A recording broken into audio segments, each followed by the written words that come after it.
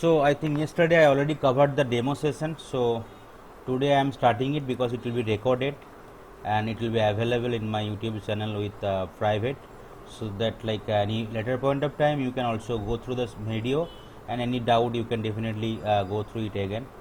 Okay. So myself Haradon, having 14 years of total experience in the IT industry and working for an major IT giant and for the same years, and I mean predominantly I am having more than 4 years of experience in automation testing, especially for the Selenium WebDriver, Java, Python, and different framework like data driven, keyword driven, hybrid, TestNG, Maven, and also the page object models, and also some sort of experience in the API testing and REST API with Postman, and also the BDD and Cucumber. Okay. So as I already shared the schedules of the session details, you can see, I mean I am sharing my screen so that you can see it from your side. So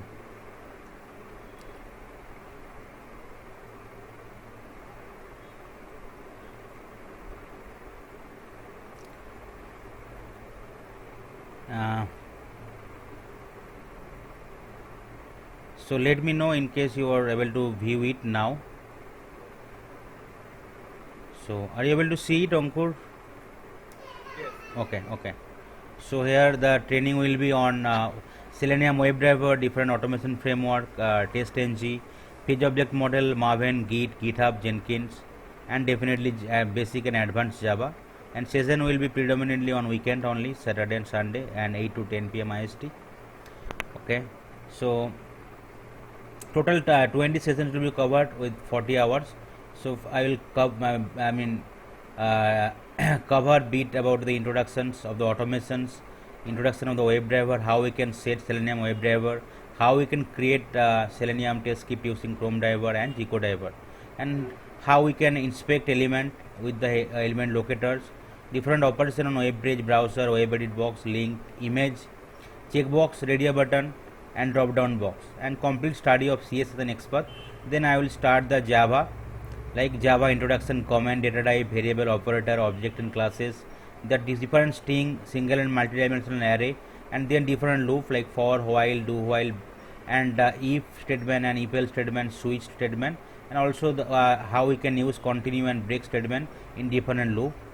Then I will go with the methods, and then I will cover the OPS concept, right? The abstraction, polymorphism, inheritance, and encapsulation, where I will cover the method overloading, overriding. Then I will talk about cover exceptions, where I will cover different exceptions block like try catch block. Then then I will cover scanner, wrapper class, math class, and date and calendar functions, right? And also from the abstraction I will cover interface and abstract class, then constructor and few of the important keyword in Java, static, this, super, final, and finally then we'll cover the collection framework, where we'll try to cover the different list and set interface, as well as different class available in the collection framework, array list, linked list, hash set, reset, hash tables.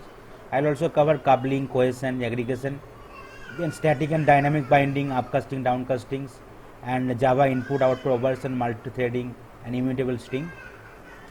Then in the Selenium, the remaining portion of the Selenium standalone, like handling frames, alert and pop-up handling, uploading files, how we can capture screenshot, how we can handle mouse over, how we can handle web tables and tooltips. And then I will cover different web statement, implicit wait, explicit wait, fluent wait, then different sleep, right, page load timeout, and test script timeout. I also cover how we can scroll up and scroll down a page, how we can double click or right click for a particular field, how we can do the headless browser testing, because the headless browser is important for some of the context, right? We can do the testing in different browser like Chrome browser, Firefox, and iBrowser, but somehow it might can take some time, and especially for the UI related part we can use the HTML unit driver, where we can do the headless browser testings, where you will not able to see the execution steps, but definitely execution will happen, and your test result you can get it, and in case any fail you can also get the screenshot. Then I will cover like how we can set the size of the browser, how we can get text attributes, CSS size and values from the element, how we can handle cookies, how we can retrieve title, URL, domain name, how we can zoom and highlight an element, how we can drag and drop. Then so once the basic Java and advanced Java and the different Selenium standalone part is covered, I'll go to the framework, right? So in the framework I will cover TestNG, and also I will cover the build validation tool, which is Maven, which can be integrated with the TestNG framework as well. Then I will cover different framework like keyword driven framework, right, data driven framework and the hybrid driven framework, which is a combination of both the framework, right, keyword driven and data driven. Then I will cover the page object models, right, where we will create different pages for different where we will create different classes for different pages and different all the methods, important methods for the particular pages. Once this is done, I will create a real-time project with the help of Maven, TestNG and different framework and page object models. Then I will also create some take some session for Git and GitHub, and then I will cover the continuous integration testing using Jenkins. The bit about like different pipeline we can create, and then how we can do the automated testing with the help of Jenkins. Once the session is over, definitely each and every sessions I will send you all the PPT what will be presented in the sessions, and also the code, so that you also I will give some hands-on practice tasks so that you can continue, and if definitely you need to practice this, so that definitely at the end of the sessions you will learn the different topics whatever already covered. After the session is covered, I will try to give you some question and answer whatever will be created. It will be like more than 500 plus from different areas, so that it will help you to clear the interview from the real times questions. Okay, so that are the topic will be covered from the particular sessions. It will be 20 session and 40-hour sessions, and session timing will be only from 8 to 10 p.m. and weekend. So these are the different date I already shared. So anyway, no need to worry. So before each and every sessions, only it will be weekends, Saturday, Sunday. I will share the link for the sessions, and so that you can join. Okay. So I will start the today's agenda here. So this is the today's sessions agenda. So I will cover all the topics. So automation introductions, introduction to Selenium WebDriver, how you can set up Selenium WebDriver, and how we can run our fast script through ChromeDriver and GeoDriver, and different web element and element locators. Okay. So anyway, yesterday I already covered a few of the sessions. Still I will try to cover it today. So in case you any questions is there, so that you can go through the videos later point of times, and you can clear your doubt. Okay. So these are the topic will be covered. So objective of the training topics to be covered, additional benefit from the training I will already covered before, and I will cover introductions to automation, introduction to Selenium WebDriver, where several subtopics is there, and Eclipse and WebDriver's environment setup, and how we can create our fast test cases for ChromeDriver and GeoDriver, and what are the different web element locators available, and how we can use them, and how we can perform different operations for each and every web element. With the help of different element locator techniques. So you already, I think, have some experience on the manual testings. So whenever we are doing the manual testing, right, once the requirement is received from the customer end, right, we have to go through the requirement, and after thorough go throughing, right, we have to design some test scenario. Once the test scenario is derived, then we can write our test cases. Once the test case is written, it will be approved by the business, and some internal review, peer review will be there, some lead review will be there, some client review, business review will be there. After the test case is finalized, then we have to run it, right. There will be several test cases can be there. It can be system test cases, functional test cases, right. It can be integration test cases. Okay. So once all the test cases are ready, so we will start the execution, and during execution, in case any deviation is there, okay, so definitely we will first analyze it, and in case it is not matching with the requirement, we will log the defect with proper screenshot and proper steps, so that developer can easily identify the issue. And definitely from the defect management or test management perspective, right, where we will be keeping the test cases and where we will be logging the defect, there are different tool is available in the market, right? It can be ALM or QC, and it can be Rally, okay, it can be Jira, or it can be Azure DevOps, okay. So that like you will log the defect, and once defect is logged, it will go to the defect life cycle, right? So it is valid defect, it will go to the developer end, they will fix the defect, then it will again came to the QS end, right? And QA will retest the defect, and once the retest is successful, so we'll close the defect, or in case it is not successful, we'll reopen it again, okay. So I mean that is the defect life cycles, and once all the defect is closed, then there will be some UAT testing will be performed from the customer end, and once the UAT testing is successful, then the code will go to the deployment, and it will go to the production as live, right? And in case also in production some defect is found, so it will be as part of warranty support, where I mean customer can take care, or sometimes like different other or third party organization can be involved, where they will analyze each and every defect, and we have to do some fixes of associated there, because in production, right, it cannot be any defect cannot be there, because it will impact their overall client business, okay. And in case some blocker is there, I mean they have to fix on immediate basis. In case it is medium priority or low priority, they can fix later point of time. So where does it mean by automation testing? So in manual testing, we will be writing the analyzing the requirement, and we will writing the test cases, we will be designing the test cases, and you will be executing, and you logging the defect, okay. Whereas for automation testing, right, we sometimes we can take the test cases from the written by the manual tester, and sometime we can directly analyze the requirement, and we can do our scripting, and we can run the script, and in case any deviation is there, so that we can log the defect in any of the test management tool, right? So automation testing is software testing method or technique to test any application, and we need to compare actual result with the expected result. This can be achieved by designing test script using any relevant automation tool, okay. So in manual test case will be executed manually, and without any proper support, relevant tool will be not be there.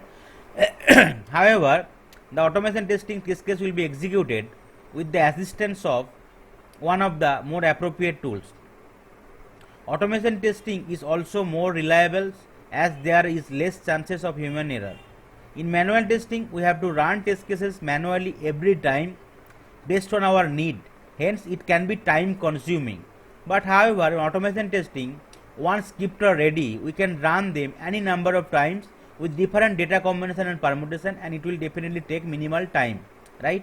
And also sometime test execution can be done without manual intervention, just like the Jenkins is the right DevOps tool, right? So we can create some build or pipeline, and it can be, I mean we can set some time, so that in case any build is coming, it will be automatically run, and it will publish the report. In case build failure is there, it will notify the developer or the build manager, so that they have to rectify the error, and they have to again resubmit the build again and again. As and when some build is coming, so it will try to run the predefined code or set of test cases, and after run is successful, then only build will go in the environment, okay. So this is the basic advantage of automation testing. Once your code is ready, right, you can run it any number of time, and it will take less number of time, okay. And whereas for manual testing, every time you have to run it, you have to give some time, right?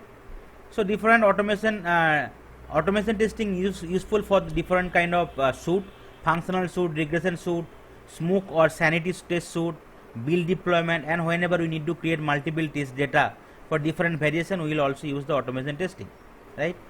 So when we need to do when we need to start the automation testing, right?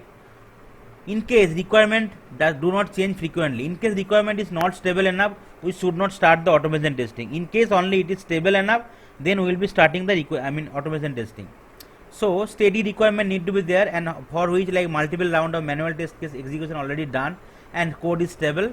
And whenever there is a time crunch, right, we are not having much time, so we'll go for automation testing, so that like within 2 months, 3 months time, you can script some of the important key functionality, and we can run it any number of time in different environment. Whenever project is very big, and project which require to test the same functionality again and again and again, so for this thing we will start the automation testing, okay. So in automation testing, in real, whenever there is a product where like some of the integration is aspect is also there, right? So we will create some build validation suite where we will try to integrate all the application.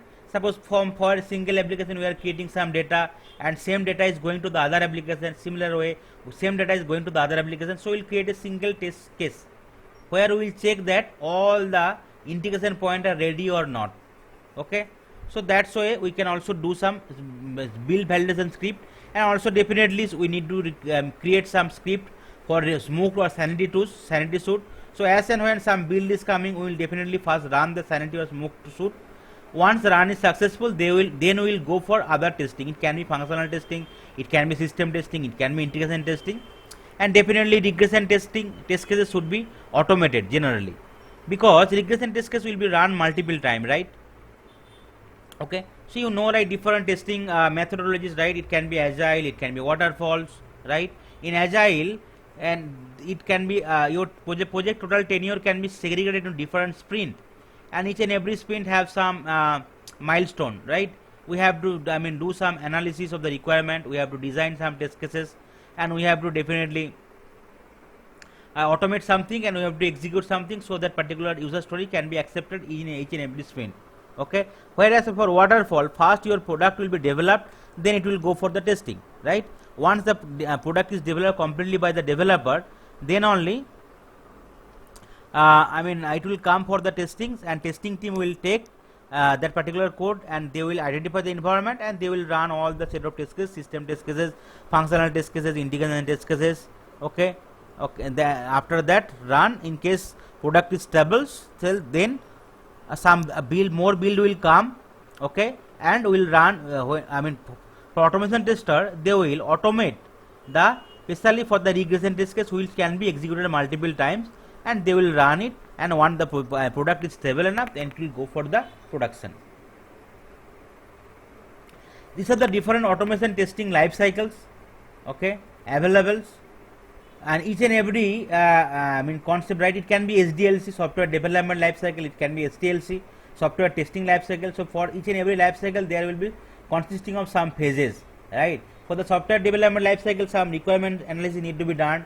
Once requirement analysis is done, they need to do the coding and development. Once development is done, they will do some unit testing, then they will hand it over to the QA team, and QA team will perform different testings, and once the testing is successful, it will go for the releases. Okay, and definitely production support will be there, warranty will be there. Similarly, for the testing life cycle, first requirement analysis, then test planning, this test scenario development, then test case development, then execution, then defect reporting and logging, and then test summary preparation, then support. Okay, similarly for the automations, there will be 5 different phases: test automation planning, test script design, test script enhancement, run and debug test script, and analysis test result and defect report. So in the test automation planning phase, we will analyze requirement and analyze the application under test AUT in terms of object identification, identify the test case for automation, right? We have to first analyze the requirement, and we have to identify what are the requirement can be automated, and what are the challenges is there or not, right? Then also we need to analyze the application, whether this application is web based, whether this application is client server based, whether this application is desktop based or not, and whether that application can be automated or not. Then also we need to identify the test case, right? Generally after testing is manual testing is over, they will identify the regression test case, which generally we should automate it, right? So we need to identify the test cases, and maybe out of 100 test cases, some of the test cases cannot be automated because it will take huge time, and some other challenges can be there. Okay, so that identify the real test case for automation is also important part of the test automation planning. Once the planning is done, then we will go for the page of library creations, and also we will create the reusable methods, and also we will create the different test steps using the element locator. We have to identify each and every locators for each and every page, and we have to create the reusable methods, right? Where reusable method is required, because some of the methods can be used multiple times, right? So instead of creating multiple steps for each and every method, we will create method, and we will call the method in our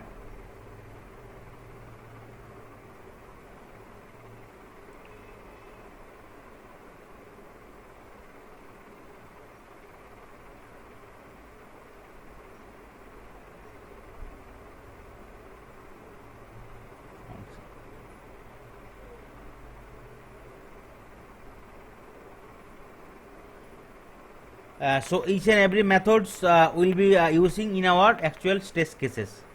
Okay. Then once the our page object library creation is done, method creation is done, object identification is done, then we will write insert verification point using assert or verify commands, and we have to use parameterizations, right? Because same set of data we need to run it multiple times. So until we are parameterized, right? So then we cannot do the data driven testing. And why the assertion point is required, we have to verify, right, the expected and the actual result. Unless we are verifying it, so there is no point of testing, right? We have to match the actual result with the expected result of the requirement, and then only we can definitely identify the bugs or defect, right? Then we have to handle expected and unexpected error. Sometimes error can be expected, we know some exception will come. Sometimes errors will unexpected, right, because of other issues, right? It can be time synchronization issue, it can be framework issue, other issues. So we have to handle everything in the test script development enhancement phase. After our script is ready, then we have to run all the script line by line, right? Then in case any problem is there, or in case any output is not coming, we have to debug them, right? And we have to modify our code so that like code will be ready. Once our code is ready, we have to run it multiple times, right? Then for any deviation we have to analyze it, and after that we found that this related to defect, then we have to publish our test result to the respective stakeholder, and definitely we have to log the defect after identifying it in the test management tools. Okay, there are different automation tool available in the market: Selenium, UAT or RFT, right? Tosca, Silk, Sequely, SOAP UI, Appium, TestNG and JUnit. TestNG and JUnit is the framework. JUnit is specially used for the developers, and TestNG is used for the testers. And API is used for the mobile testing, whereas SOAP UI is for the API testing, Sequel is for GUI testing, Silk, Tosca, RFT and UFT is the license tool, whereas Selenium and other tool is free tool. Right? Selenium, the component of the Selenium has 4 components. One is IDE, RC, WebDriver and Grid, right? And Selenium RC and WebDriver is also integrated in the Selenium Grid. Okay. So Selenium IDE or Selenium Integrated Development Environment is just a Firefox add-on. Previously it was there, but right now nobody use it because it simply use the playback and record mechanism, and you have to insert some step. But for the big project, you can't use any programming language or framework, so you have to rely on the playback and record mechanism. So it is not used anymore. Whereas Selenium Remote Control, or it is known as Selenium 1, which is the first Selenium tools that allowed user to use programming language in creating complex tests.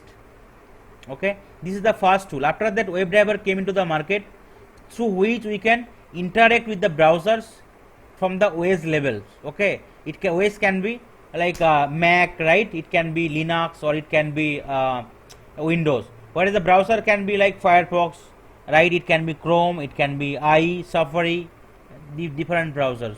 Whereas Selenium Grid is the tool together with Selenium RC and Selenium to run parallel test across different machines and different browser at the same time, because sometimes parallel testing is required, right? Suppose we have designed 100 test cases, and 100 test cases need to run in different 4 browser, so we will be running all the tests into the different browsers same time. So it will help us to reduce the overall execution time, right? Suppose say in one browser, if it is taking 1 day, so 4 browser it will take 4 days, right? If you run it isolated way, but if you run it parallelly for the 4 browser, execution can be done in 1 day. So that is the importance of Selenium Grid, okay, through which we can do the parallel testing. What are the different advantages of Selenium has? Selenium is an open source tool, so no licensing cost is there. Okay, scripting can be done with different language. It can be Java, C#, Ruby, Perl, PHP and Python. Okay, automation in Selenium can be done in different OS platform. It can be Mac, Linux or Windows. It supports different browsers, like I already mentioned multiple times: Opera, Safari, Chrome, IE and Firefox. And Selenium Grids help in parallel and distributed testing. And Selenium uses less hardware resources. I mean, if you have 1 GB RAM, Selenium can be installed, and it will not slow your speed of overall your laptop or desktop.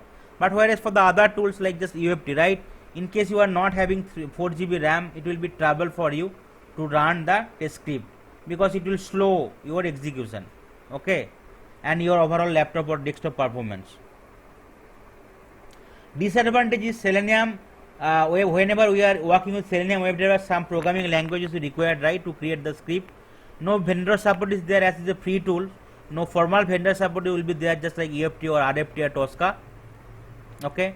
Object repository, there is no such concept in Selenium. That is the reason to maintain the all the pages object will be difficult. You have to rely on the different programming language or others integrated tools, right. Whenever if you want to write and read data from the external sources, it can be CSV, it can be Excel, right, or it can be your database. So you have to rely on some framework, and you have to customize your framework. And if you want to enhance your report, right, you have to also rely on the other external dependency. And also web service testing cannot be automated in Selenium. Previously there was a drawback in Selenium was there, right. Selenium cannot be desktop application cannot be automated with the Selenium initially, but right now there is a Winium built-in already added in the Selenium, which is an open source automation framework used for interacting with Windows application. So any desktop application developed on WPF, which is Windows Presentation Foundation, or on WinForms, can be automated using this framework. Using Winium is similar to Selenium, as the API of Winium resembles that of Selenium.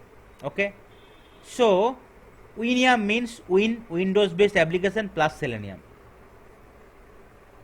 So here you can see different browsers we can support in Selenium, right.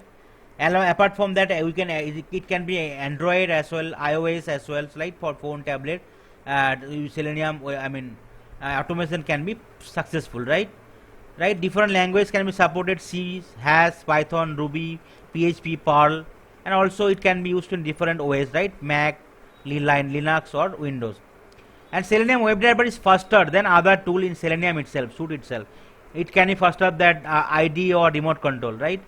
And all the scripting will be controlled by browsers programming language, okay. And it support different framework, right, data driven framework and keyword driven hybrid, and also it supports cross browser testing. And parallel testing can be possible with the help of Selenium WebDriver. You need to integrate either with JUnit or TestNG. So some difference is there with the Selenium and UFT. UFT is the license tool, whereas Selenium is a free tool. UFT support MS Windows only, whereas Selenium support different operating system, Windows, Mac, Linux. UFT support VBScript, whereas Selenium support different programming language, Java, Python, Perl, C Hash. In UFT, local and shared object repository is there, whereas in Selenium no object repository is there. You have to create the page object for each and every page. Okay, no reporting feature is available in Selenium, whereas some built-in feature is available in UFT. Selenium support web application as well as desktop application, whereas also UFT support desktop web applications, also client server application sometimes. UFT uses more hardware, whereas resources, whereas Selenium uses less hardware resources. Environment setup is difficult for Selenium, whereas for UFT, as everything is in package format, so setup will be easy. Okay, parameterization can be done via programming, but difficult to implement, whereas parameterization supported by UFT. No reliable support is there for Selenium because it is a free tool, whereas UFT is licensed tool, so reliable support will be there from the HP. And Silk is an also important tool in the market apart from Tosca and UFT and RFT, right. So Silk is also in licensed tools, and Silk support only MS Windows. Okay, and for Silk there is no much evidence or reference will be there in the internet or other YouTube as well. So but Selenium you can find some books, tutorial and YouTube video as well, right. Silk support only IE and Firefox, whereas Selenium support different browsers. Silk's programming scripting will be done in Silk in 4 test programming language is similar to C++, whereas Selenium you can support multiple language. Selenium support web and Windows based application with the help of Winium, whereas Silk support client server application. So these are the different prerequisites for Selenium WebDriver. You need to install it first before going to the actual scripting. Okay, so first one is like JDK Java Deployment Kit, then is Eclipse IDE or any other IDE, then you have to import Selenium WebDriver or jar files. Then in case if you want to use different browser, you have to use the different drivers, right? Chrome driver, Gcode driver, iDriver. So here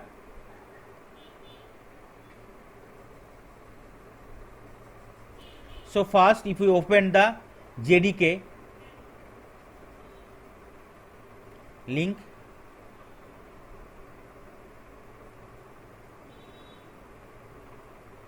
okay, so we can open it.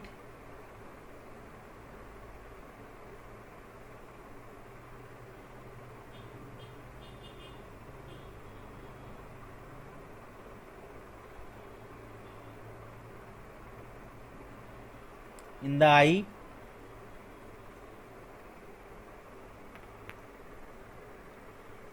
so are you able to hear it, Ankur, or no?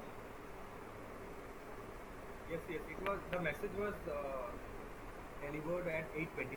Okay, okay. And, Okay.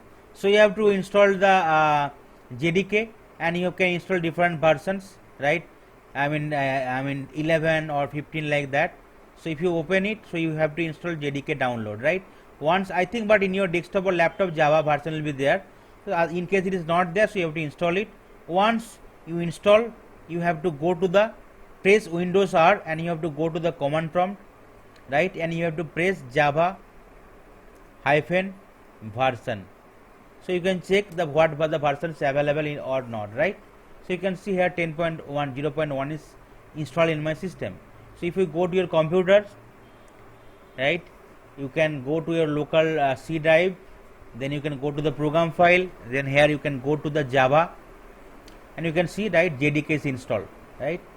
Here there you can see all the JDK details, right? So once your JDK is installed, you have to set the path, right, in the path variable. So how can you set it? You have to right click on your PC, you have to go to the properties.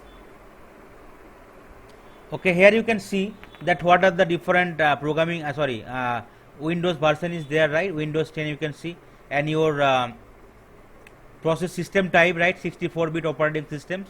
Okay, and you need to click on the advanced system settings. You need to click on the environment variables. Here there is a, you need to add it, that Java home, and you need to give that particular path, JDK 10.1, that path you have to give it here. Okay, so in case you are not having, so you can click it new, and here you can type it Java underscore home, and you can give it path, and you can click on the OK. Once it is done, if you have to click on the path, then you have to add also the the bin path, right? So you can see here bin folder is there, so you have to select that particular bin folder and you have to give that particular path in the path. Okay, so here I already given that particular path. So once Java is installed, you have to do these two setting in your desktop or laptop, right? Java home and path. So path will be till the bin, and whereas Java home will be path till the JDK. Then you have to next will be, you have to go to the Eclipse. You have to install Eclipse, right? So this is the link.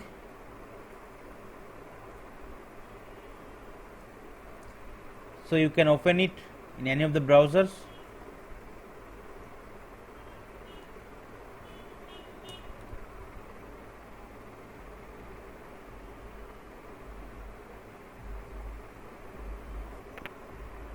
So you can install the relevant version for your systems. If it is Mac, Windows or Linux, you can do it, but actually for testing purposes we should use that one. Okay, Eclipse IDE for Java and DSL developer. So you have to click on that particular link, Windows, and then you have to install it. Okay, once the installation is done, okay, so it will be downloaded here. Okay, so here in my C drive I am having that particular Eclipse, right?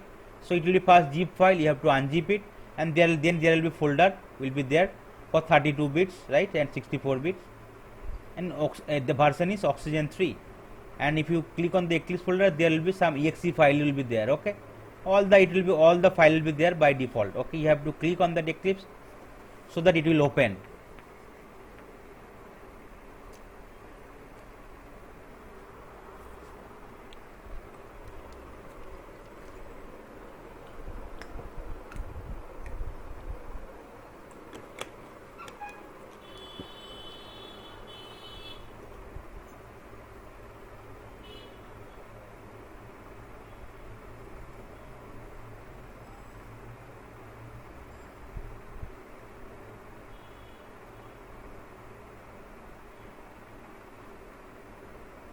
So once it is opened, so you can see for the first times it will allow you to select the workspace. Okay, but I already selected the workspace here. You can just select the default workspace and you can click on the launch. So it will be open.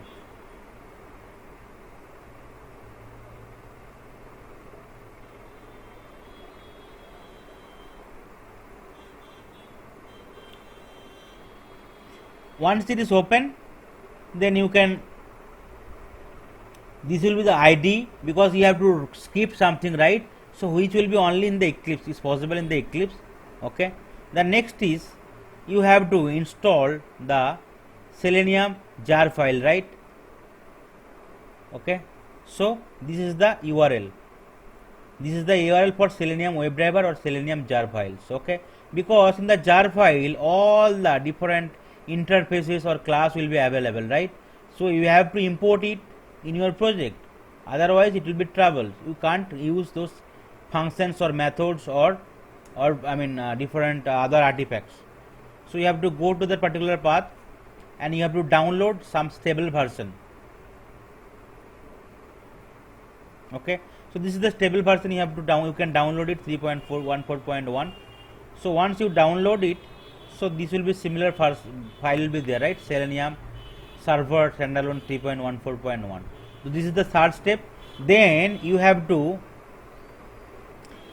install your download your driver for your respective browser. If you want to run with Chrome browser, you have to download your Chrome browser. You have to run with Firefox driver, you have to download the G-code driver, okay, from that different path. Okay, so for Chrome drivers I have to download it, right? So this is the path.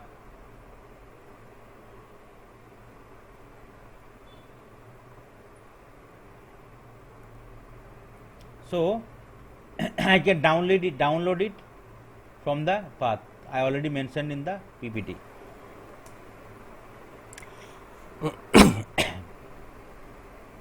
Before that, you need to check your browser version, right? Because that particular driver should be same with your browsers. Okay, so how can you check your browser details? You need to click on the three dot, right, and you have to click on the help and you have to click on the about Google Chrome. Okay, so you can see the version here. So my version is 86, so I have to install the relevant Chrome driver, right, from 86. So I have to click on that. So I have to install it. So, and here you can see for Windows, Mac, different zip file will be there. So you have to select Win32 zip file. So I already downloaded it, G-code driver. Okay, and I have saved in my desktop. So this is the 4 prerequisite, right? So here I already opened my workspace.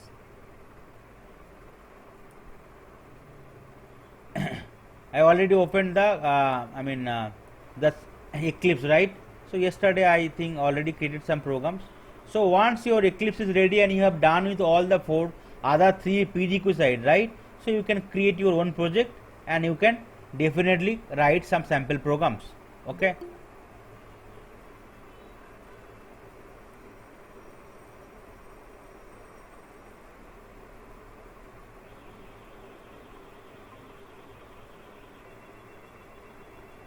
Okay, here once your 4 is ready, JDK is downloaded and it is Java is ready, you have already ID, Eclipse, right? You have the jar file available and you have also based on your browser version, you already downloaded your Chrome drivers or Gcode driver or IE driver. Then this 4 is ready. Then you have to open the Eclipse. Once Eclipse you are opening it, and you have to set your workspace, right? So once workspace is ready, you have to create your own project, right? In case you are having some existing project, you can import it, and in case you are having some project already there, you can export it as well. You can switch workspace, you can restart your Eclipse, you can exit it, and if you already worked with something created some class or project, you can see all the thing in the history section, the last one. Okay, and you can clean some project, right? You can generate Java docs. If you want to run it, you can run it from here. You can debug your code, right? And in the window you can set some preferences or editor. Okay, so first you need to create some project. So you need to click on the files, then new, then here you can select Java project if you already installed something. Okay, so you can click on the other as well. So in case you already installed some other framework, so you can get from here, right? So here I already have some, say Maven already installed in my Eclipse, right? TestNG already installed, so I am able to see it, right? Or you can also type it here. Suppose Maven, right? You can easily get it. Similarly, I want to type it TestNG, so you can see it instead of going through all. If I want to type JUnit, okay, so you can get it, right? So I want to create simple Java project. Okay, so you can type it Java, right? So you can see Java project option is there, so you have to select it. So I will be giving some project name.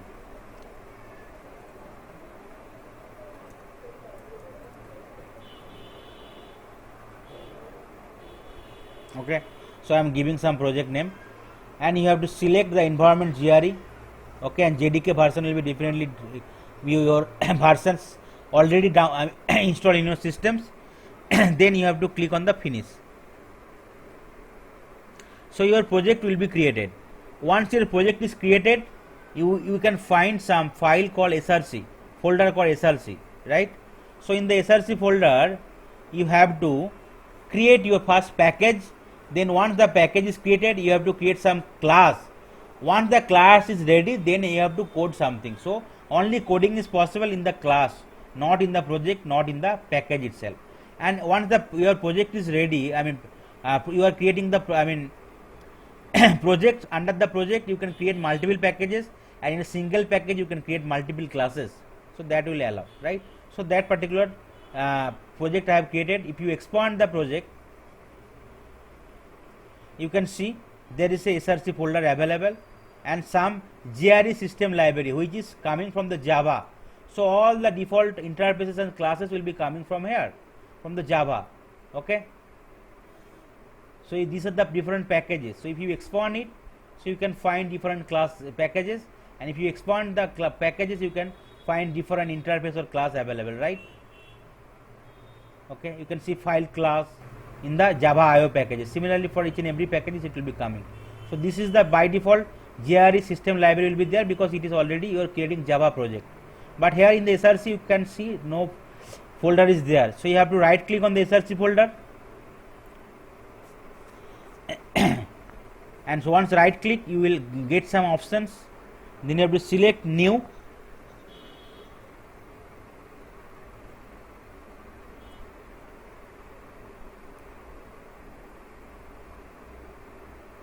and here first selecting new, I will create some packages. Okay,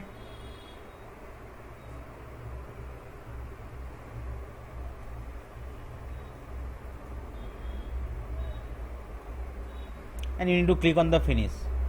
Once the package is created, you can create multiple packages here. Okay, once the package is created, you need to select the package, and you need to right click, and you need to close the class. Okay, so I will be creating session 1. Okay, and you have to select public static void main, because you are creating Java class and you are not using any other framework called TestNG. So you have to use that particular main function. Unless you are using the main function, your script execution will not be possible. So your script should be the main function in case it is Java class, right? In case it is TestNG class, so there is no main class is required, right? You can use some annotation from the TestNG. So I will cover it later step by step. Here you need to select public static void main. So I will cover all these things in Java sessions. Once your class is successfully created, then next is, so you already have the Java, you are creating, you already have the ID, Eclipse ID, you already downloaded the JCO drivers and Selenium jar file, right? So you have to import the Selenium jar file in your project. It will be project level, so that whatever class or packages will be created, by default it will be derived from that project level settings. So you have to select, right click. After selecting the project, you have to click on the properties.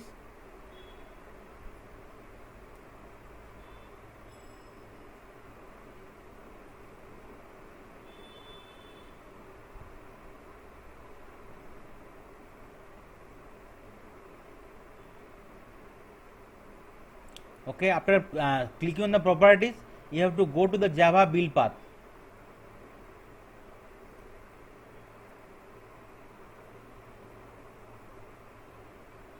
Okay, after Java build path, here there is an option called add external jars, right? So you can see only that Java GRE system library is available, right? No other jar file is available. So you have to import that particular Selenium jar files, right? So you have to go to your settings wherever you have kept the jar files. So this is the jar file you have to import in the project. Okay, so if you expand the jar file, you can see all the different Java doc locations, everything will be there. So once the import is successful, you need to click on the apply, and you need to click on the apply and close. Okay, now you can see in the reference library that particular folder is getting generated, right? So if you expand it, you can see that particular jar file is there. So if you again expand it, you can find different packages, right? So under the different packages, you can find different, right, class or interface will be there, so which we will be using in our code, so we can use it. So now I already had my created my new classes, right? And I already added the Selenium jar file as part of reference library. So everything is done. I already installed the Chrome drivers, and I already had the Chrome browser in my desktop or laptop. So I can create some code for Chrome browsers. Okay. So before that, some of the important naming convention tip you need to use it. So whenever you are creating any class, it should be noun form, right? And start with the uppercase. Whenever you are creating some interface, it should be adjective and start with uppercase. Whenever you are creating any method, it should be lowercase and end with, it will verb form and end with some bracket. Variable names should start with lowercase, but in case it is big, so some of the part components there, so you can use without space. Second part can be uppercase. Package name should be lowercase. In case you are declaring some variable as constant, so it should be uppercase only, and you can use some underscore. Okay, so cleaning and importing and exporting and restarting Eclipse and preference I already showed you. So first, now I will create our fast test cases for Chrome browsers. So this is the setting, right? Here first we need to create a object or instance from the WebDriver interface, which is available in the Selenium jar file, right? Then we have to set the path, okay, for the Chrome driver. System.setProperties WebDriver.ChromeDriver, and the path of your Chrome driver files, exe file, whatever you have, wherever you have kept, right? Then we have to instantiate the Chrome drivers. Then after that, we have to maximize and we have to pass the URLs, whatever we have to launch it, so that your script will work, right? So here I already had my class created. Okay, now I will use system dot set property, right? If you press system, okay, after that if you press dot, so all the associated methods or functions, okay, it will automatically come.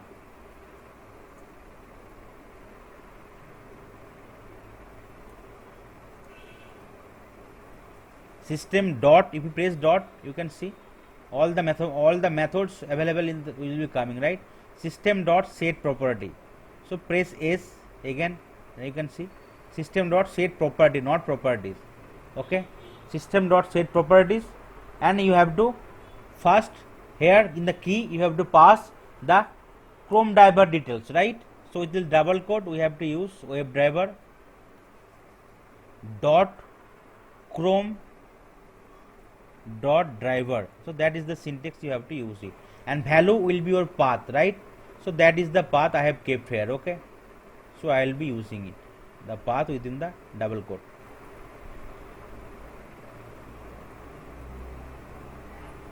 And each and every line of your code need to end with semicolon, right? Here you can see some error message is there because Java, I mean, is intelligent. Okay, so you can get some syntax error, right? Insert semicolon to complete block statement. Okay, so you have to end it with semicolon.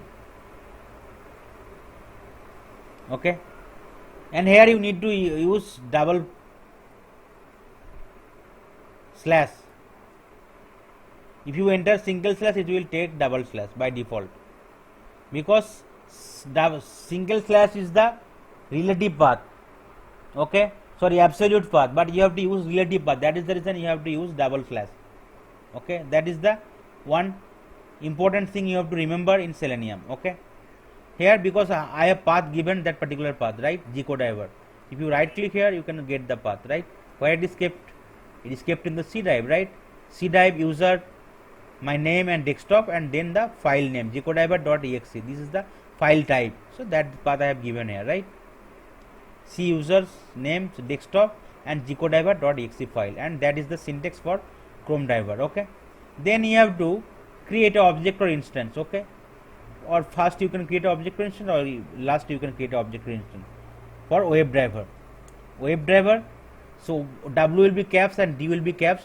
So I will be creating an object or instance called driver. You need to end with colon.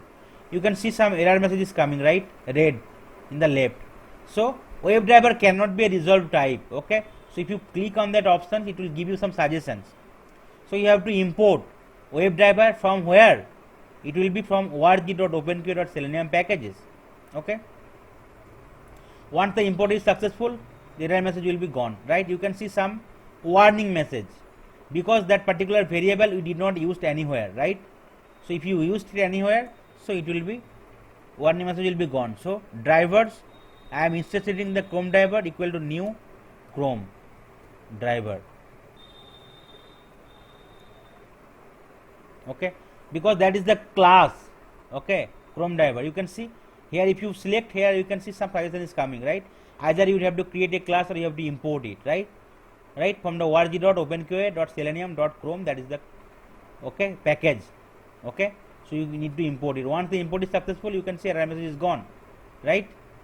So still a warning message is showing because that particular driver you did not use anywhere. You have just launching the Chrome driver. So now you need to pass the URL for the any of the URL driver dot. If you press, you can see all the methods available in the driver is coming, right? We will pass the get, use the get method, and we will pass the URL for any of the applications, right? It can be Facebook. You need to, in case it is string, you have to give it in the double inverted comma, right? So if I open a Facebook page here,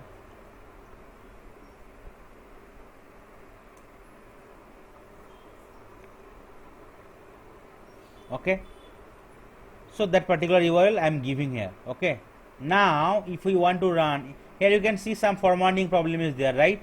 So if you just write your code, if you no need to, if you want to do the format it, okay, if you select that line of code and if you click on the source, okay, you can see there's an option, right? Control Shift F or format. So you can select it, or you can press Control Alt Shift F at the same time. So it will be formatted. Your code will be formatted. Okay, so you can save your code and you can run it. How you can run it? There is an option. There's a debug options, right? Okay, you can debug your code and you can run it here, right? So you can see here run as Java application, or if you right click here, there will be an option called debug as or run as, right? So you need to select run as and Java application, because we are creating a Java program, right? Java class. So only Java options will be running. So what will happen? Already we have set the properties for Chrome drivers, right? And we are also calling the Chrome drivers, and we are passing the URL for the Facebook page. So it will launch the Chrome browsers. Okay, in the by default you can see the zoom mode, right? It is not getting maximized, and it is passing the URL for Facebook, right? But it is not getting maximized. So my code is working fine. You can see Facebook page is getting opened, right? And it is getting loaded, right? So if you want to, after launching the Chrome browser, if you want to maximize the browser, so you have to write some code. Driver dot manage dot window dot, just you need to press it, all the methods will come, right? You no need to worry about that. Okay, so it will be maximized. So whatever program we have run, so no output is coming in the console. So how will I understand our code is running properly? So you already seen through visual sense, right? Your Facebook page is getting open, but no output is coming, and also no error is coming. You can see Chrome driver was started successfully. Okay, if you want to give some print some output in the console, you need to use some SYSO method, system.out.println. So you press SYSO and press Ctrl spacebar from your keyboard. So you can see you get the method name. Okay, so here I want to output as Facebook page open successfully. So that output will be coming. So once the page is open, I have to close the browser as well, right? After my all the code is completed, because otherwise all the browser will be open one by one, right? There is no point. So I will close the browsers. Driver dot quit or close, that is the method you have to use. So close is for closing only one browser, whereas quit is for quitting all the browsers opened by Selenium WebDriver. In case multiple browser is open, you have to use quits. In case if you want to quit all the browsers, or close will also work. So if you run it now, so it will open the Chrome drivers, Chrome browsers. After opening, it will maximize the browsers.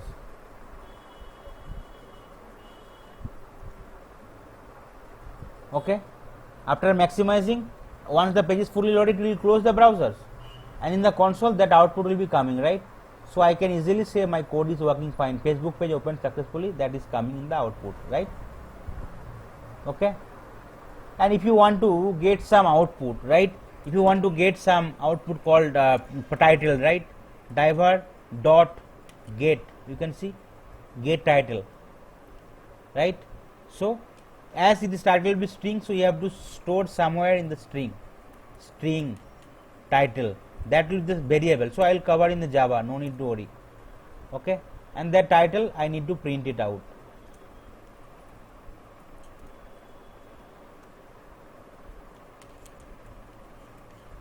Okay, now if you run it, so whatever title will be there for that particular Facebook page, so it will be printed out in the console as well.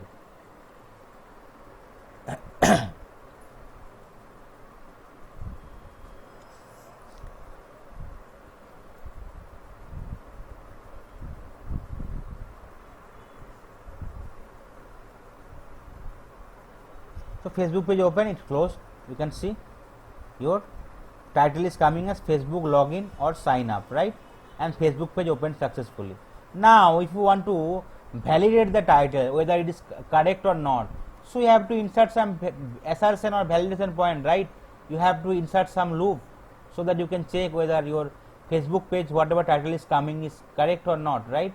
So after printing the titles, if you want to check it, so you can add some loop. So no need to worry, I will cover in the Java session different loop. So title variable name dot contents or contents equals, right?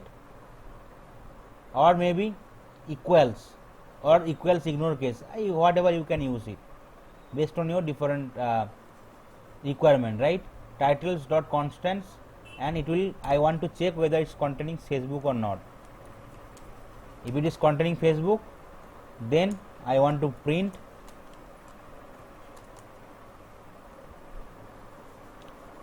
that my test case title matched.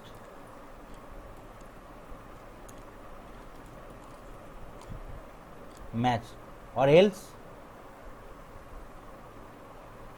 in case it is not in starting with Facebook, so containing the word Facebook, so I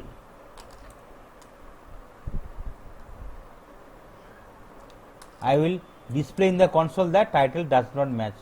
Title does not match. Okay, title match for Facebook page, title does not match for Facebook page. Okay, so now if you run it, so I want to match the titles containing Facebook word, so here it is Facebook word, right? So it will go for the if loop, right? And that particular output will be printed in my consoles. Okay, so if I running my code,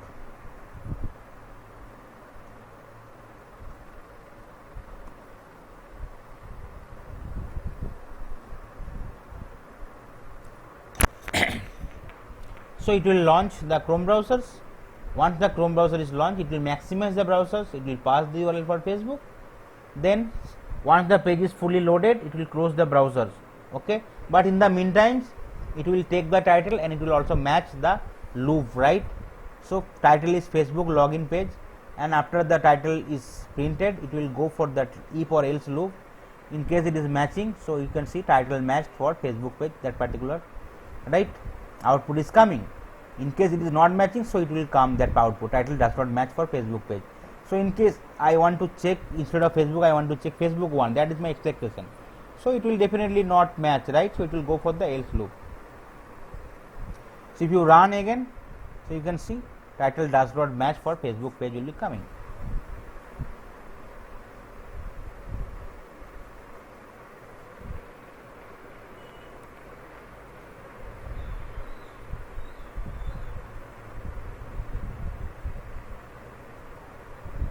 Okay, you can see title does not match for Facebook page. Okay, now I want to run my script, okay, for the Firefox driver. So I will comment out the code, so that will not, I mean, it will not be deleted, but it will be there, but whenever I am running my code, it will not be counted. How can I do it? You can click on add block comment, so it will be commented out. Okay, similar way for the Firefox driver, okay, you need to use system.set property. Okay, then you need to use here, instead of web driver, Chrome driver, it will be, okay, webdriver.gcodriver, because name of the Firefox driver is gcodriver. Okay, so I will be using gcodriver here, gco, and system.set property will be remain the same, it will be gco, webdriver.gcodriver, and you need to give the path, right? So here I will be giving the path for my gcodriver. So same path, the name will be only change, right? It will be gcodriver instead of Chrome driver.exe. So I am changing the path here, because I have my Firefox driver in my desktop only, sorry, gcodriver. So here you can see the gcodriver also I am having in my desktop, right? Gcodriver, Chrome driver, both are in my available in my desktop. So I am giving the path. So if you right click that particular gcodriver, so you can get the path as well. Okay,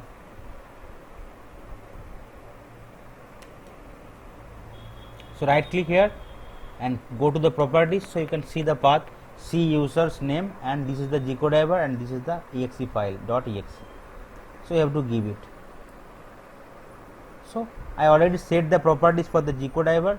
Then we need to use the WebDriver interface, and we have to create a object or instance for the WebDriver interface, and that in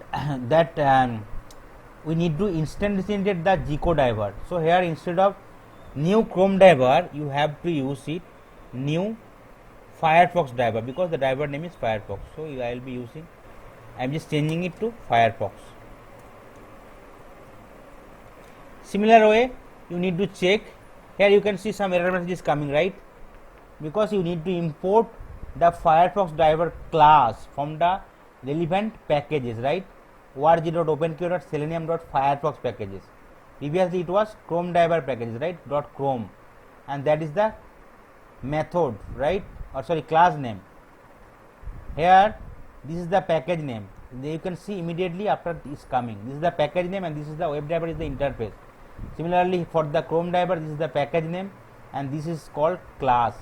Similarly for the Firefox driver, if you want to import it, you can import it, right? org.openqr.selenium.firefox is the package and Firefox is the class, right? You can see the option is coming as create class Firefox. Okay, so now you can see no error message is coming, right? Now I will want to launch Chrome browser. So here I want to maximize it after opening the Firefox driver and I want to pass the URL. So if you open it or if you run it, you can see instead of Chrome browser it will be opening the Firefox browsers, and it will maximize the browser and it will pass the URL for Facebook. You can see C program Mozilla Firefox is running, it is installing all the add-ons and it is opening the Firefox browser and it will pass the URL for Facebook.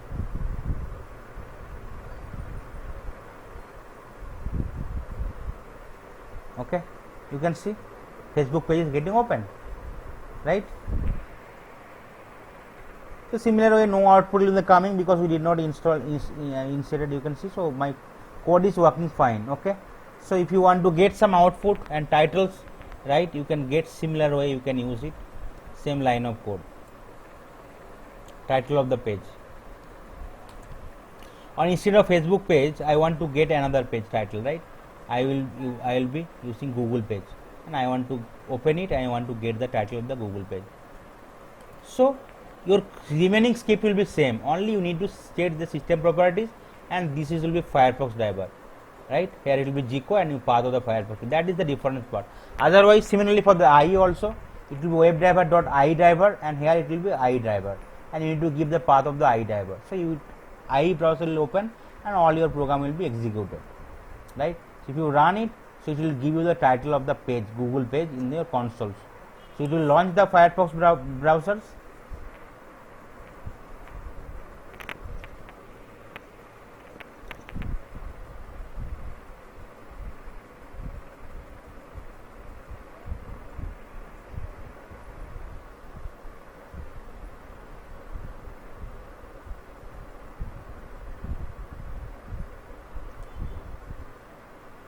You can see Google page is getting open, right? Google page, and the page title is Google, right? So if you close it, you can see the title is coming as Google only. Okay, so that's way you can set different drivers and you can want to launch different browsers. It can be IE, right? Firefox or Chrome, you can do it accordingly. But you need to remember, you need to install different drivers, relevant driver with different versions available in your system. So there is a different path for the Chrome driver, for G code driver and for IE driver installation.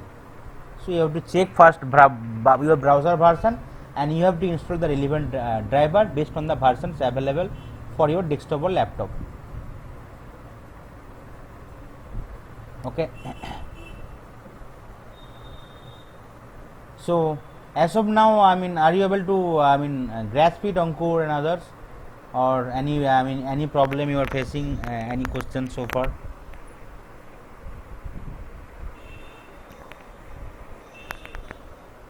Hello, Ankur, are you able to hear me?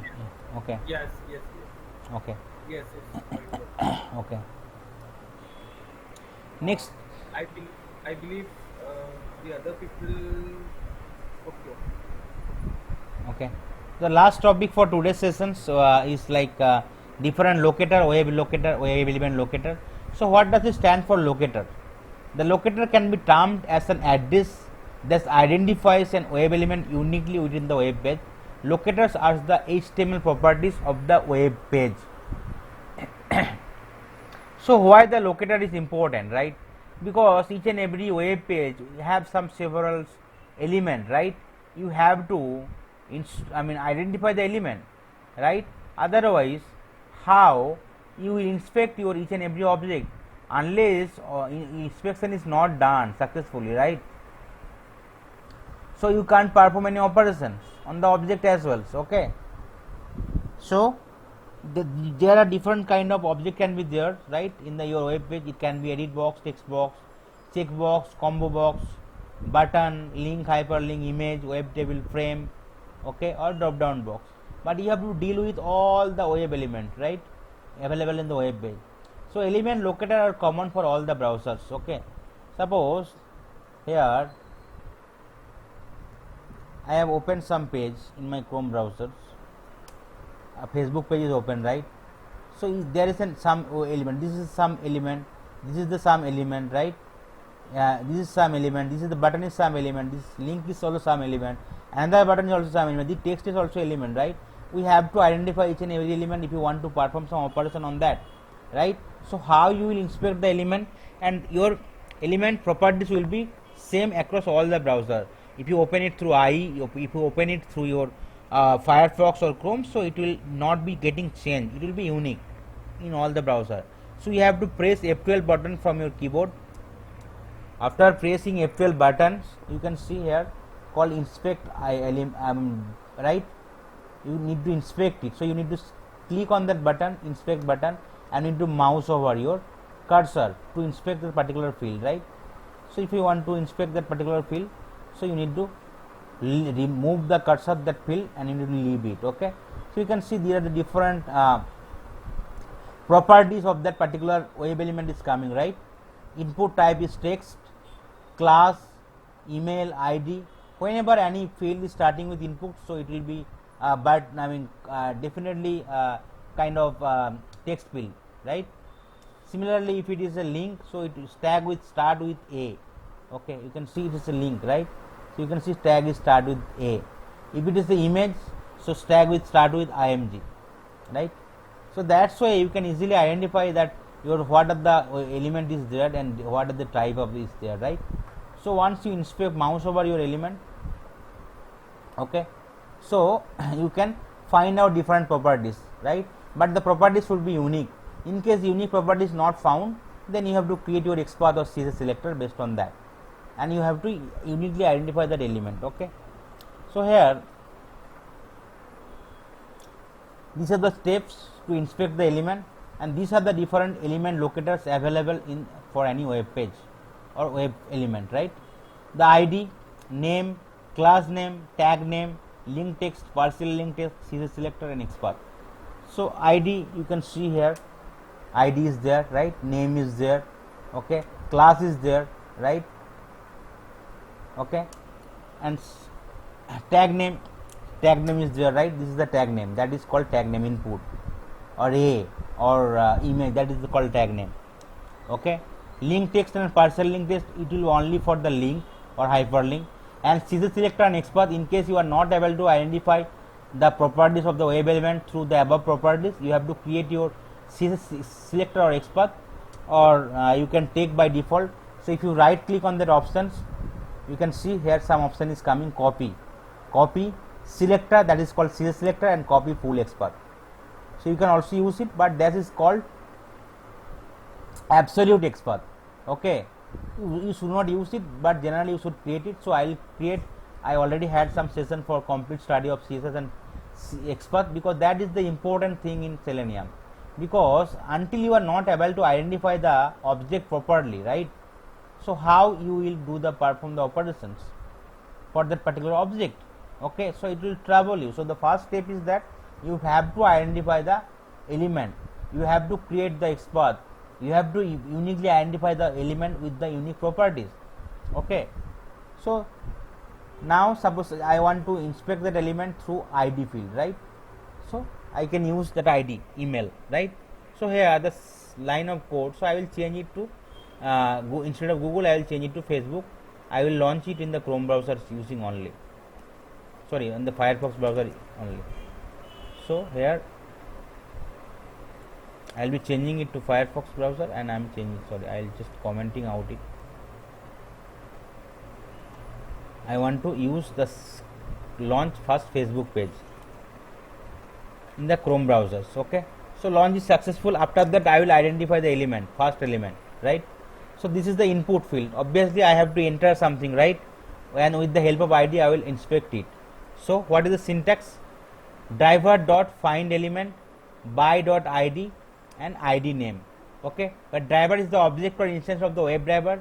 Whatever we have created in our code, that is the driver instance for the WebDriver interface. Find element is the methods of WebDriver. By is the predefined class available in Selenium, right? ID is element locator or attribute. ID name is the locator value.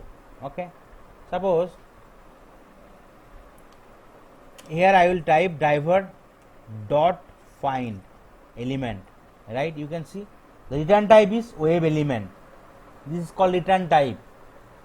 Okay, and here for the find element return type is list, because it will return you multiple web element, but here find element it will be return type is web element, unique web element, right? So here if you need to use by dot ID, you can see ID and you need to give that ID, right? The ID is email, so I will identify the element through ID. Okay, and I need to enter some value, right? So I need to send keys. That is the method available in Selenium. And suppose I want to add username 1, enter 1. Okay, and I need to code end with colon. So you can see no error message is there. Similarly, the next field I want to inspect it, password. So where is say name? So I will identify through name, right? So here I will use the same line of code, and here in ID I will change it to name. Okay, so it will identify the next field called name. Okay, name, and here the value need to be changed for the name, right? So what is the value for name? Name is pass, PASS. So I will be changing it here. And send key I want to change it, instead of username 1 I want to change it to password 1.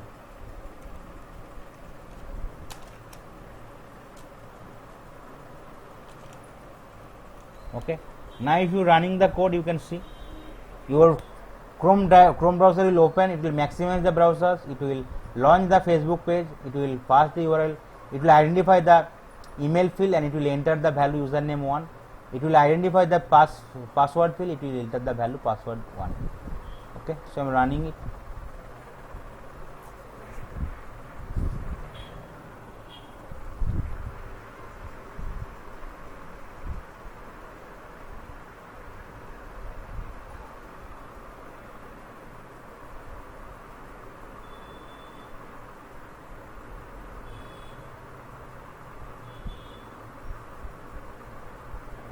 Okay, you can see username and password is added here, right? So password you can see it, okay, but it will be encrypted, but username you can see it, right? So your line of code is working. Okay, now say instead of ID I want to use the XPath and CSS selector, right? So for that particular field I need to inspect it, right?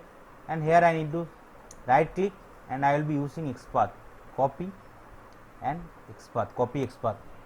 So here instead of ID you need to change it to XPath. Okay, and I will be change. Sorry, here some suggestion is coming. It is not XPath, it is an XPath. Okay, and you need to change that XPath. Okay, I am changing the XPath. You can see some XPath is coming, right? So I will no need to worry. I will show you how to create the XPath, customize the XPath, and the next field I will use the CSS value instead of name. So how can you get it? You need to use the CSS selector, copy selector. So here you have to use CSS, and you will give you some suggestions. So or if you do not know, so just simply remove that part dot by dot CSS selector. Okay, it is coming, and you have to give the CSS selector value. Okay, and then need to close it and then need to send key, similar way. So here first one I already showed you how to select, identify the element with ID or name, here I will be using XPath or CS selector. Okay, but if you run the code, your objective will be same, right? It will identify the email field, it will identify the password field, and it will enter the value username 1 in the user email field and password 1 in the password field. Okay, but we are identifying the object or element with different web element technique.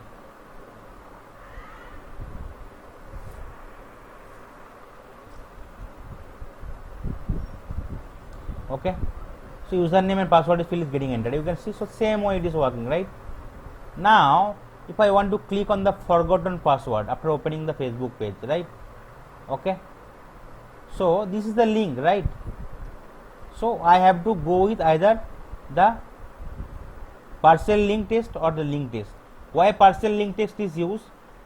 Okay, in case the link is huge, right, and you know the some of the fixed part of the link, so you will use partial link test.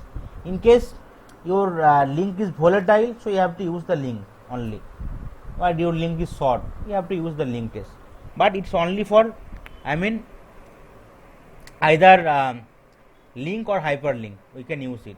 So after entering the value in the password and a field, email ID and password field, I want to click on that, right, forgotten password. So it will be, can be done through link or partial link test. So I will highlight the element. Okay, so here you can see that text is forgotten password. Okay, so I will use the link test. Driver dot find element. So if you use link, you have to give the complete link by dot link text, that is the option, and you have to give that particular thing, complete thing, within the double quote. And here it is a link or hyperlink, so you have to perform click operation, right? It will be clicked.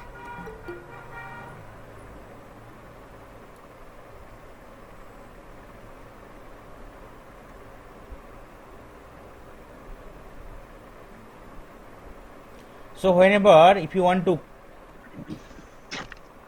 click on that any link or hyperlink, so it will be clicked. Okay, so whenever you are using the link test, you have to use complete the link of that particular text. Okay, so if you run in your program, now you can see, so first it will launch the Chrome browsers, then it will open the page for Facebook URL, it will enter the URL page, URL for Facebook. Once the page is fully loaded, it will try to identify email field, right, and it will enter the value username 1 and password 1. After that, it will click on the forgotten password link. Okay, so that's why it is going to that forgotten password link.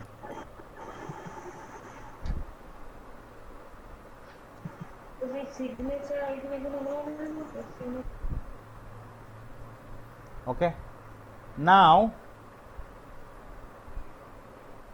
so your script is working fine, but if you want to use some partial link test instead of complete link text, okay, so you need to use that particular method here, right, web element locator called partial link test. So here by dot partial link text, so here you need to give the partial link, not the complete link, right?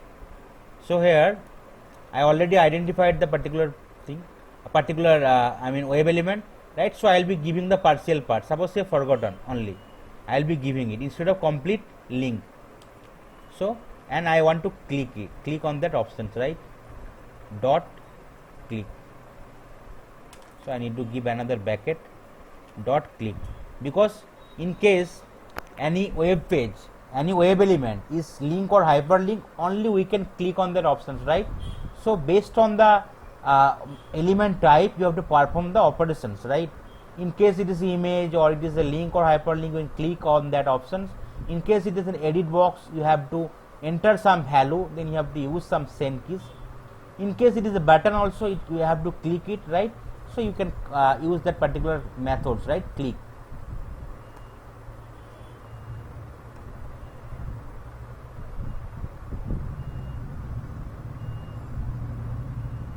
So still I mean it will click that link. We have using different web element locator techniques, but objective of the code is still remains same here. So it is launching the Facebook page. It is entering the value in the username and password field, and it is clicking on the forgotten password link, right? You can see here that particular page is getting opened, right? So these are the different web element locator techniques. So I have shown you so far. So I can also use the class name, right? So class name is missing, so here instead of XPath I will use the class name here. Okay, so first I need to inspect the element in any of the field, right? So here you can see the class is coming, right? Class. So instead of all the things I will use only the input text, so that it will be identify the class name in case it is same. So for the other field I also need to use, see whether it's also input text or not. Okay, so it is still also same. So it can create problem, but you need to uniquely identify it, right?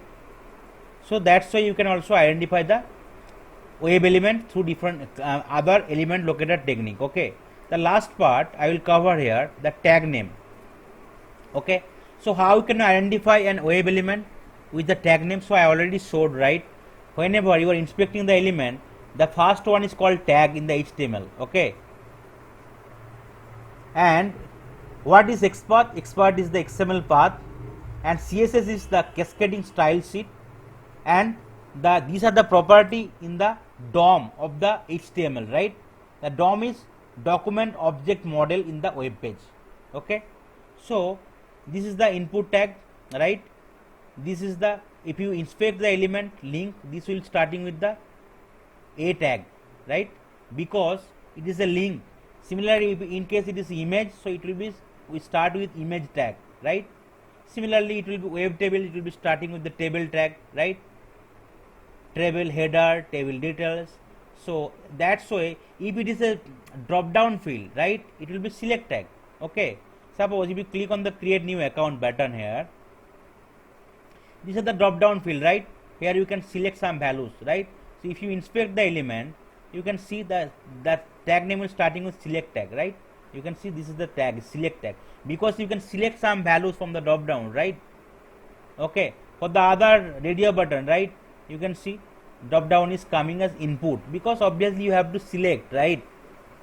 Okay, whenever if you have to select or if you have to enter some keywords, it will be input, and button also start, tag name will start with input, image it will start with img, and for link it will start with A, right? These are the tag name conditions. So suppose I want to open my Google page here, say. Okay, after opening the Google page, you can see there are the different link available, right? This is also link, right? So if you want to identify all the links, right, then how we can identify it? So you have to go with the tag name, right? If you inspect the element with tag name, so you can easily identify the how many element is available in the particular page, right? So I will write the code with the tag name only. Okay, so here I will just simply comment it out, the same line of code here. You need to source and add block comments. So whenever you will be using, so you need to open the page first after maximizing the browsers. So here I will be opening the Google page instead of Facebook.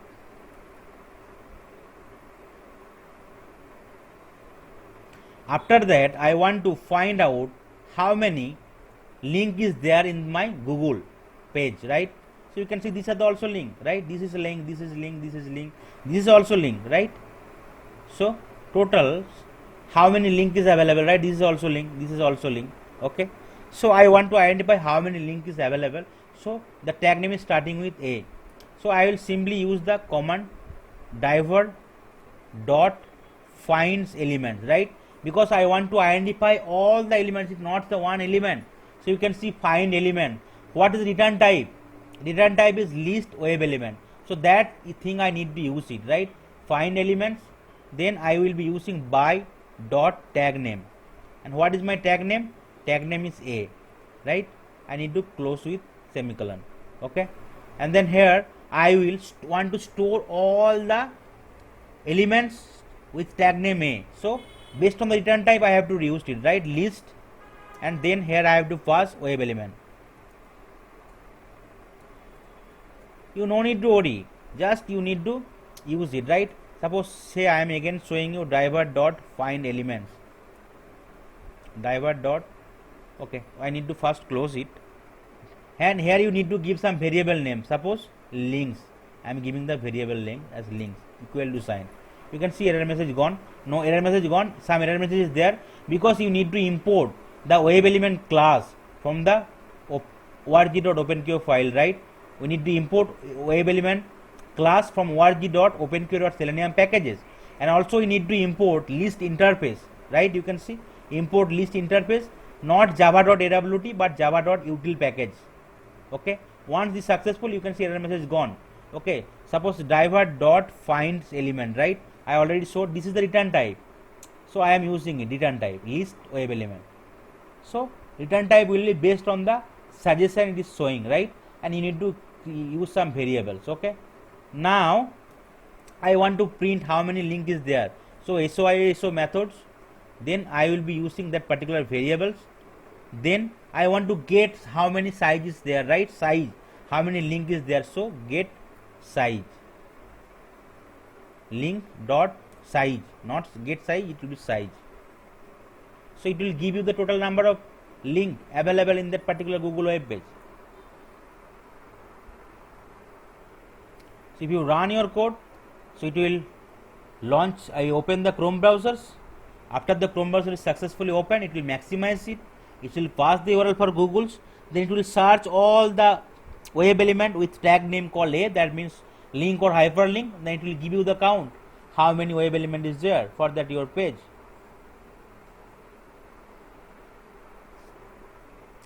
Okay, so it's already open. So if you go to the console, so you can get the count, right? Total number of link is 27. Okay, so if you count the Google page, you can get the number is 27.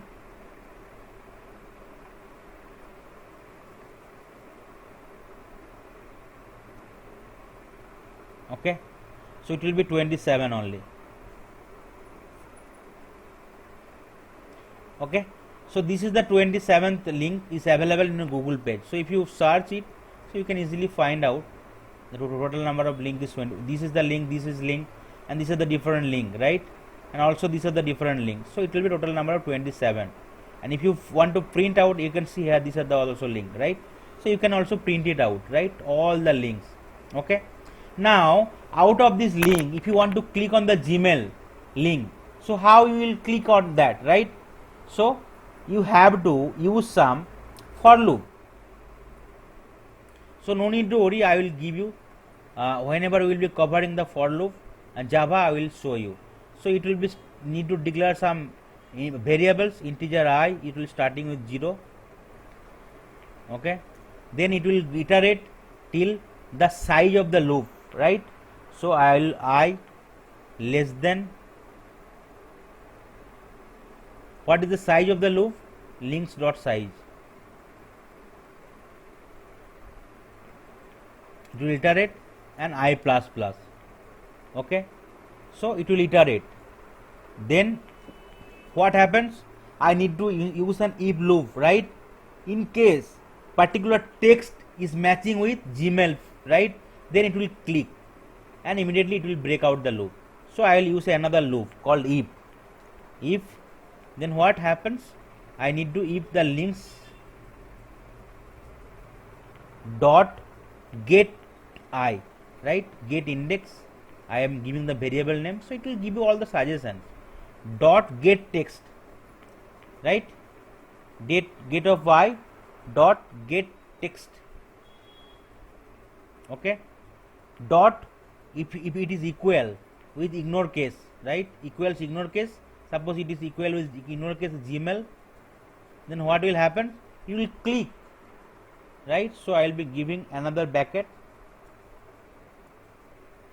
So it will click links dot get I dot click.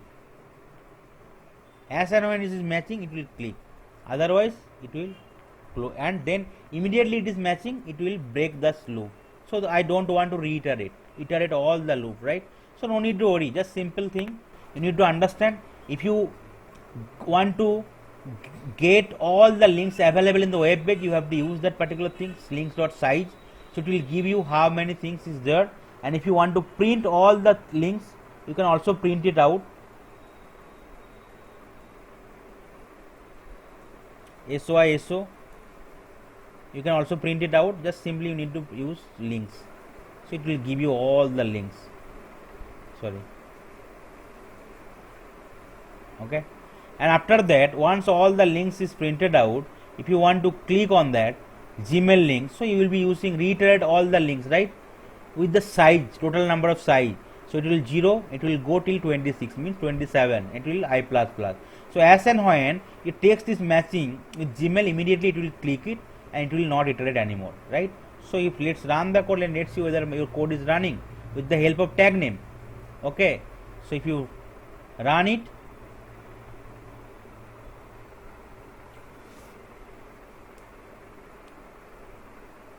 so it will open the Chrome browsers.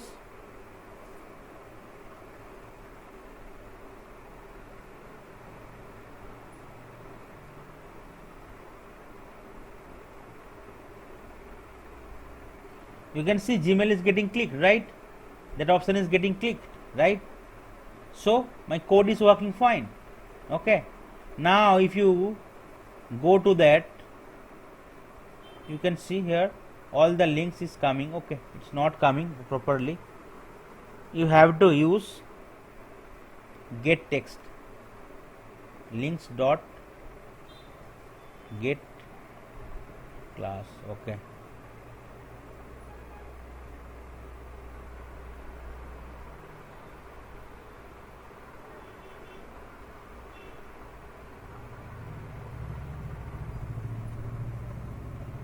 okay, instead of that, if you want to if you want to get all the link details here, if you instead of if loop,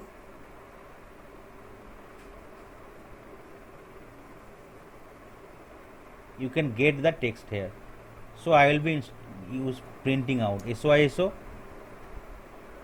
So links dot get of I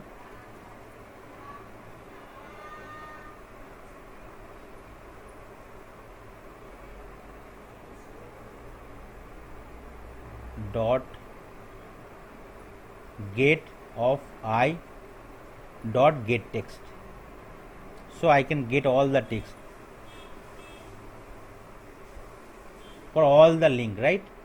So you have to reiterate it, right? So if you run it, it will not click on the Gmail link, but it will give you all the link details.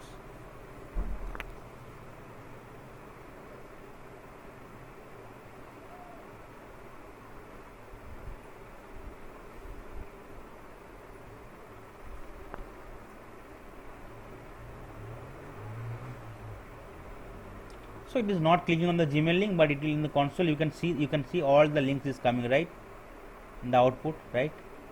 Here you can see total number of links is Gmail, image, sign in, and that is the thing, it is not able to read it, right? That is the reason it's coming question mark, because this Urdu, Bengali and other things, it's not able to link it, right? Hindi, so that is the reason it's coming and close mark. So if it is total number of 27, okay, privacy settings, okay, advertisement, everything is coming, and total link is 27. So that's why the tag name is also useful in Selenium. Okay, so these are the different web element locators available in the Selenium. Okay, so whatever topics today's covered is like introduction to automations, Selenium WebDriver introductions, with the what is all about automation testing, what is Selenium, what are the different components having in the Selenium, what is the advantage and disadvantages is Selenium WebDrivers, what is the basic difference of Selenium with EF2 and Silk, how we can install Eclipse and WebDriver environment setup, how we can run your first script with the help of Chrome and Gcodivers or Firefox driver, and what are different web elements and element locator techniques available, and how you can implement it, right, with the help of web element locator, how you can identify element and how you can perform different operations. Okay, so that's all for today's sessions. So in case you are having any questions, definitely I will share all the PPT after the sessions in case you want to continue the sessions. Okay, and definitely I will share also all the codes with you, and once the session is over completed, So as promised, right, I will try to share like around more than 500 questions with you, so that it will be easier for him for the in future, so that you can crack any kind of interview. Okay, and the next session will be there for next Saturday. So based on this So, uh, like for today's session, you will provide a YouTube video link right, where we right, can right. also uh, jot down all the notes Yes, whatever explained, and yes. So thank you.